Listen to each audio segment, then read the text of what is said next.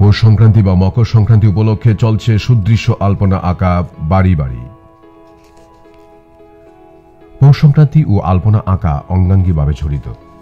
বিশেষ করে বাড়িঘরে মা বোনেরা সকাল সকাল কনকনে হিমেল হাওয়া ও ঠান্ডাকে উপেক্ষা করে পিঠে পুলি বানানো থেকে শুরু করে পুরো বাড়ির উঠান এমনকি বাড়ির প্রবেশপথও আলপনা এঁকে সাজিয়ে তোলে। চালের গুঁড়ির সাথে জল মিশিয়ে ফসল কাটার আনন্দের বার্তা ও সকলে মিলে একতার বার্তাও দিয়ে থাকেন। সকাল থেকে রাত অবধি চলে নানান অনুষ্ঠান। বিশেষ করে দুপুর থেকে বিকেলের দিকে যখন হরির লুটের দল বাড়িতে প্রবেশ করে তখন কীর্তনিয়া দলের বিশেষ প্রশংসাও এই আলপনা আঁকার শিল্পী মা বোনদের দারুণ উৎসাহ দিয়ে থাকে। এভাবেই যুগ যুগ ধরে চলে আসছে এই আলপনা আঁকার সংস্কৃতি। উল্লেখ্য, অগণিত মা বোনদের অনেকেরই অজানা কিভাবে এইচবি পেন্সিল রং তুলি দিয়ে বড় বড় কার্ডবোর্ডের সাপেক্ষে বা সাপোর্টে সুদৃশ্য পেইন্টিং বা ছবি আঁকা যায়। অর্থাৎ বহুলাংশে তাদের অনেকেই কখনো তথাকথিত অঙ্কন প্রশিক্ষণ বা কারুর কাছে এই আলপনা আঁকার প্রশিক্ষণ নেননি। এটি নেহাতেই প্রজন্মের পর প্রজন্ম ধরে চলে আসছে। এটাকেই বলে a thing of beauty is joy forever. এই সৌন্দর্যায়নের আনন্দের সুখানুভূতিও তাকে আঁকড়ে রাখাই তাদের মূল চালিকা শক্তি। Bureau report, AGT live. তো শহরাঞ্চলে দেখেই জানা কেন দিচ্ছেন?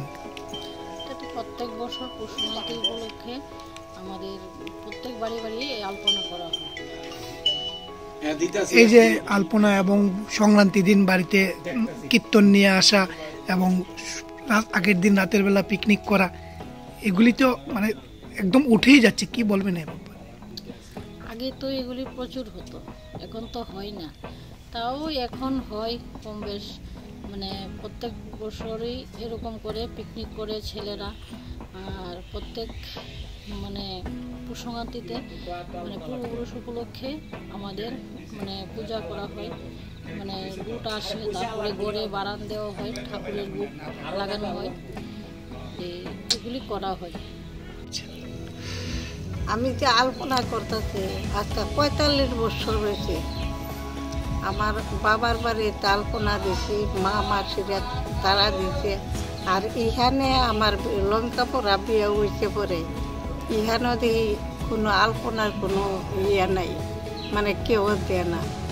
তারপরে আমি করবা কালীবাড়ি আছে না, ইহান থেকে গিয়া একটা লুহা থেকে লাল মাটি কালো মাটি ইডি আনছি, আইনা এরপরে আলপনা দিছি। আর শিম পাতা সেচা সবুজ রঙের রস করে এরপরে দিছি মাটির সঙ্গে মিশাইয়া। আর হলুদের গুঁড়া খয়ার মিশাইয়া একটা কালার করছি, করে এরপরে আলপনা দিছি। সবাই দেখে খুব খুশি। তার আবার এই বুয়াইতে চম্পকনগর থেকে গিয়া দেহ কি সুন্দর আলপনা করছে। বাবু ইতে আগে আসিল না, তারা দেখছি মাটি দিয়া দিত। এরপরে আমি দিছি পরে সবাই আপনার থেকে দীক্ষা, এরপরে তারা সবাই আমার মতো আলপনা দিছে। আমরা 20-25 জন মহিলা করবা কালীবাড়ি হেন গেছি, গিয়ে এরপরে মাটি আনছি, বাংলাদেশের থেকে সাদা মাটি আনছি, আইনে এরপর আলপনা দিই। এরপরে হয়তো নতুন নতুন বউ আসছে, তারা রং দিয়া দেয়, তো তারা থেকে দেখে দেখে আমি রং দিয়া দিছি। আমার পুরা উডান ভর্তিতে আলপনা। এবার তো মানে শীতে আমি শরীরটা খুব খারাপ। এই যে আলপনা দেন এবং সংক্রান্তি দিন যে কীর্তন নিয়ে আসে, এটা তো শহরাঞ্চলে দেখা যায় না, এটা নিয়ে কি বলবেন? শহরাঞ্চলে দেখা যায় বলতে আমরা গ্রামে তো ধরো 200 থেকে 250 লোক লুডের মাঝে আমরা তিল্লাই বাতাসা ফল টল দিয়া লুট দিই, নারকেল টেরকেল দিয়া লুট দিই, সবাই ধরে খুব আনন্দ পায়। এরপর আমরা মহিলারা এক সাইডে থেকে আমরা দিকেও লুট দিলে এরপর আমরা ধরি।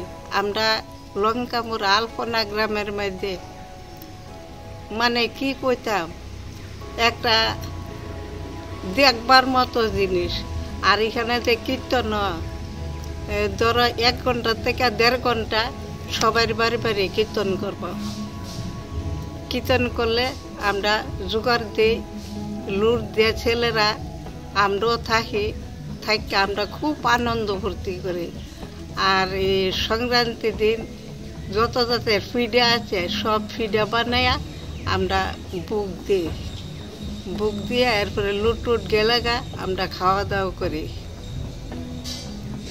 সবাই নতুন কাপড় চোপড় করে এই দিন সবাই আমরা আনন্দ ফুর্তি করি। আর আমরা মহিলারা মিল্লা আলন্তির আগের দিন গুড়িকুটার দিন আমরা সব মহিলারা মিল্লা সন দিয়ে তখনে নাই নারকেল পাতা টাতা দিয়ে ঘর বানাই আমরা ইহানো পিকনিক করি। আমরা গ্রামের সব মহিলারা আমরা একজুট হই, সবার বাড়ি থেকে 1 কোটা চাল আনবো, যে যেমন যেটা পারে এটা আনবো, আনলে আমরা বড় চুলা করে এরপরে আমরা রান্না করি। এর মধ্যে আবার বাচ্চারাও গিয়া খা, বয়স্করাও গিয়া খা, আমরা খুব আনন্দ ফুর্তি করি। ইহানো গান হইব, কীর্তন হইব, আমরা নাচব, এমন আর কি।